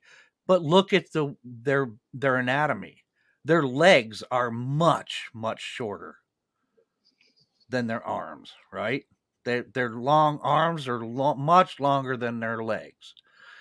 Look at well, I can say look at Bigfoot. If you've never seen one, you can't really look at one. But from most general descriptions of what people have seen and what I saw, Bigfoot's arms may be a little bit longer than normal. They're longer than ours, but their legs are long as well. They don't have short legs. So for them to go down and do like a gorilla run on all fours just does it's not anatomically possible that I can see anyway. Yeah. So anyway. Anyway, yeah. I thought that was just something I thought about when I was watching that thing. It'll fit in there somewhere. I'm just impatient because I'm like, damn it, I want these answers now. Unfortunately, that's not the way it happens. Yeah, we're getting older. We're getting closer to Yeah. the end. Da, da, da, my old friend. Yeah, right. And like, give us something. Show us what you Yeah. What's Jeff doing tonight on his show? You know? Jeff is having Shane Corson on. Oh, okay. Finally. Yeah, because he had a little Oh, that's great. yeah, last week or week before, yeah. So he's gonna have them on. And he's going to be coming on in about 10 minutes. So we're going to wrap this up, but we're going to do the segment that I've been doing before I close the show. Only I've changed it a little bit. I'm no longer doing the Wall of Shame. So now it is time for Satch Squatch's Wall of Fame. Leon Thompson of Bigfoot, Okanagan. What happened? Joins our ranks of previous inductees. Look at everybody. Look at Joe. He's just like zoning Satch right out. Squatch's There's a 59-year-old of guy who's fame. lost his mind right there. And there you go. Leon Thompson, you are now on Satch Squatch's Wall of Fame. What? Where? I didn't see any of that. You didn't see no it? Nobody saw any of that, man. That's why I was mocking you. I think, oh, we're having another glitch. And now it is time for Satch Squatch's Wall of Fame. Leon Thompson of Bigfoot, Okanagan joins our ranks of previous inductees to Satch Squatch's Wall of Fame. What? I- Matt? I think you want. I think you wanted to hear it twice. I think that's what it was. I didn't see it. Oh, I didn't see it at all. Yeah. I'm having a Yeah, no, two-minute- it's you belong on the Wall of Fame because I mean you are out there trying to be genuine about this in your research. You've been doing this a while, and I think that you're genuinely trying to help people. Yeah, well, I hope so. And, Yeah, I am know- genuinely trying to help people. Be better And than so- me. Be even more better. Be more famous. Be more everything than me. Just do you. Do your thing. Do it good. Do it well. Do it real. Do it honestly. I don't care. So go for it. But yeah. So there you go, folks. Hope you enjoyed us. We had quite a few. We had like 54 people. That's one of the highest viewerships I've had on a show, which is Well, that's the other thing too. Is I've been watching your guys' shows, of course, and I have a terrible time typing. By the way, that's why I don't chat much. Is because my typing, my ambidextrous capacity is kind of limited right now. But I've been noticing you guys are slowly moving up. Everybody is slowly moving up in regards to views on their shows, and that's been exciting to watch. As somebody who looks at systems, right? So you guys you're making a headway. Slow but true. That's what we need to do. Steady the course. That's right. That's right. So give me a star or give me a ship and a star to steer by. Yeah. Yeah, whatever. So chat, thank you guys. I hope you did find this interesting. I'm glad you came and watched the show. And I'm so happy when all of you guys show up, man. It's really great. And the interactions are awesome. And just we're all gullible at some time or another. Just think objectively. Keep doing what you're doing, man. Keep searching around, looking for the truth, looking for the genuine stuff. And, be entertained by the entertainment part. I am, but yeah, just keep doing you, being you, and be objective about stuff. Yeah. And most importantly, don't sweat the petty stuff and don't pet the sweaty stuff. And we'll see you the next time around. Good night, everybody. You guys. He's got the whole tribe talking. He's got the whole